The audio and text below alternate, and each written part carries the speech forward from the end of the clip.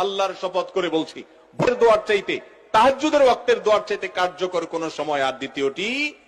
এজন্য ভোর রাতে দোয়া করার অভ্যাস করবেন।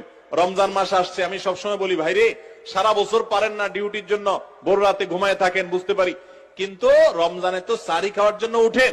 অতএব শুধু সাহরি খাওয়ার জন্য না উঠে, সাহরি খাওয়ার পাশাপাশি 10টা মিনিট টাইম নিবেন, একটা রুমে যে দরজা আটকে দিবেন, কেউ যেন নাই, সেখানে একটু আল্লাহর সাথে একটু কথা বলবেন।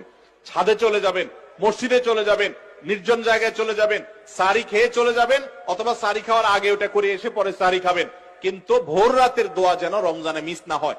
আমার খুব আফসোস লাগে ওই মানুষগুলোর প্রতি, খুবই আফসোস লাগে যারা রমজান মাসে ভোর রাতে সাহরি খেতে উঠছে, কিন্তু দোয়া করার যে এত বিশাল বড় সুযোগ আল্লাহ তাআলা দুনিয়ার আসমানে নেমে এসে আল্লাহ তাআলা বিশেষ ভাবে বান্দাকে ডেকে ডেকে বলেন, আলা মিন মুস্তাগফিরিন ফাগফির লাহ, তোমাদের মধ্যে কেউ আছে নিজের পাপের জন্য ক্ষমা চাইবে, আমি ক্ষমা করব। তোমাদের মধ্যে আছে কেউ যে বিপদগ্রস্ত, আমি বিপদ দূর করব। এরকম আল্লাহ তাআলা ডেকে ডেকে ক্ষমা করে থাকেন।